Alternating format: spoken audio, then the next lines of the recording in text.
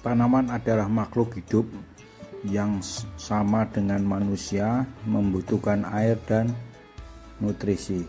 Cuman tanaman mulutnya tidak melalui seperti kita manusia, tapi melalui akar.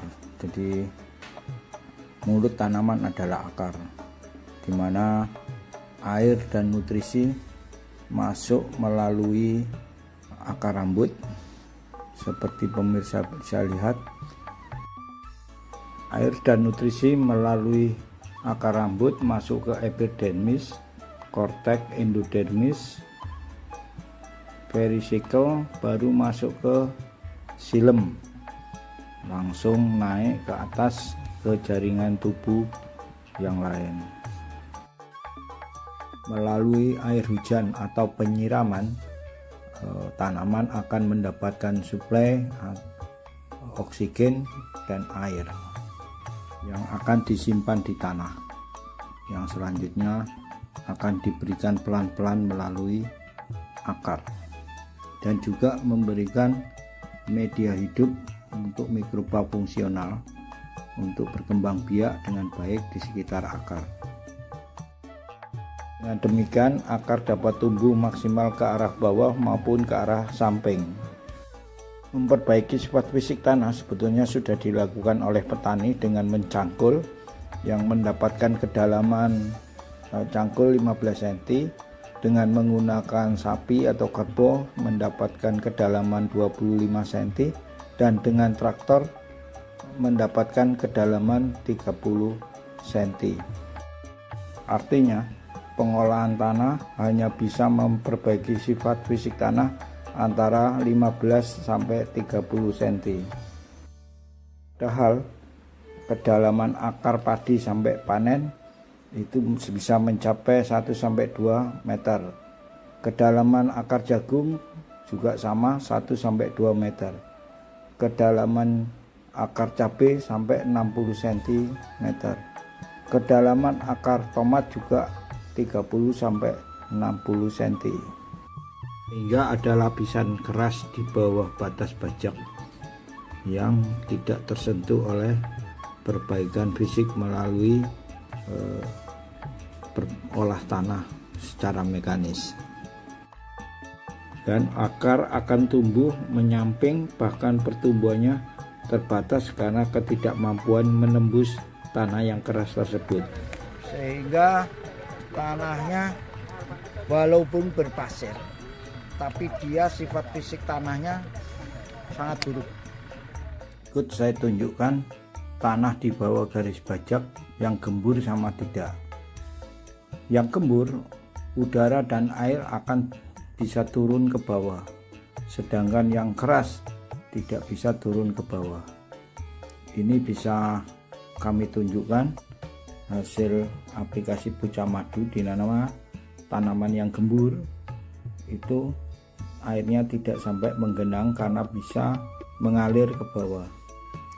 Sebaliknya, tanah yang keras terlihat airnya tergenang, menggenang karena air tidak dapat turun ke bawah, terutama yang di bawah garis bajak dari tanah yang keras sebelumnya.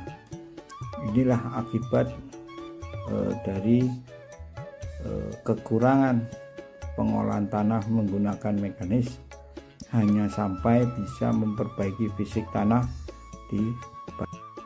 Dengan demikian, pertumbuhan akar di tanah yang gembur akan sampai ke bawah seperti pemirsa lihat di tabel, dan pertumbuhan akar yang di tanah keras akan terbatas di garis bajak karena akar tidak mampu menembus tanah yang keras di batas bajak. Untuk hal tersebut banyak ditemui di tanaman padi sawah yang rentan roboh.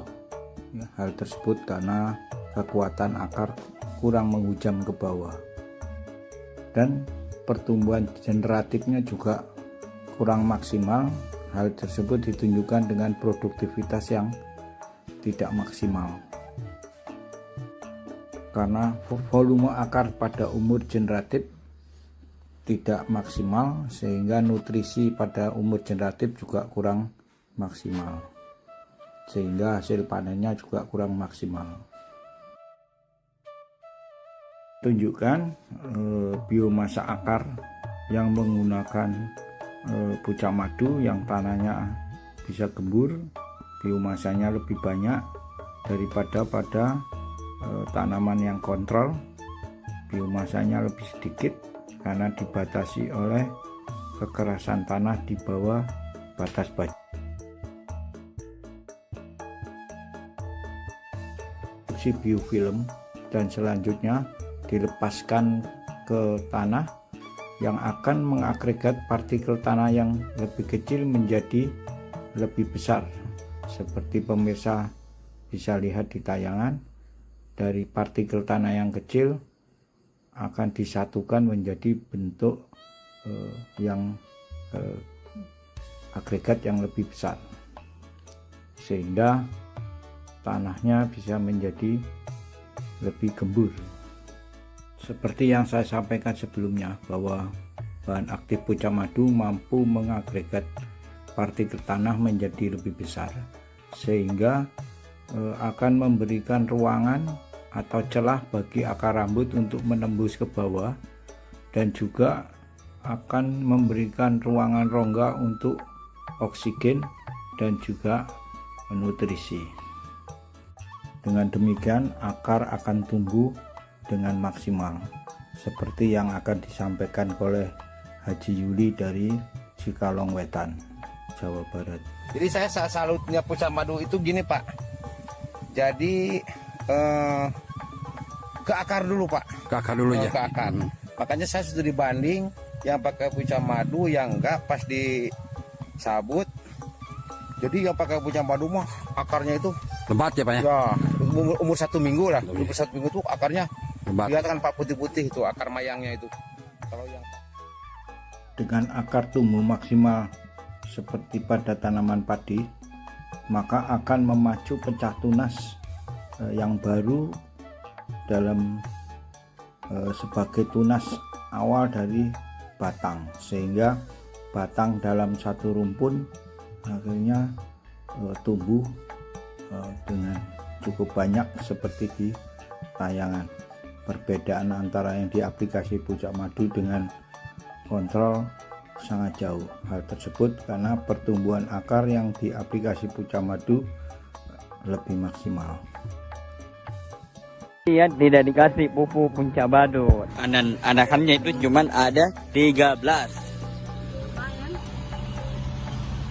Jadi Selamat pagi, salam sehat dari Mengwi. Hari ini Kamis 20 April 2023. Ini perkembangan cabai. Dengan demikian dapat dikatakan bahwa pertumbuhan akar akan sangat menentukan pertumbuhan di atas akar seperti batang, daun, dan buah. Akan tetapi pertumbuhan daripada akar akan sangat dipengaruhi oleh kondisi tanahnya atau kesuburan tanahnya. Kegemburan tanah adalah sebagian daripada kriteria bahwa dikatakan tanah itu subur, tapi kegemburan sangat menentukan dari pertumbuhan tanaman. Demikian tayangan yang bisa saya sampaikan, di mana pucak madu mampu memperbaiki sifat fisik tanah secara biologi dan ke arah vertikal dan horizontal, mengikuti kelembapan daripada air yang ada di dalam tanah. Terima kasih.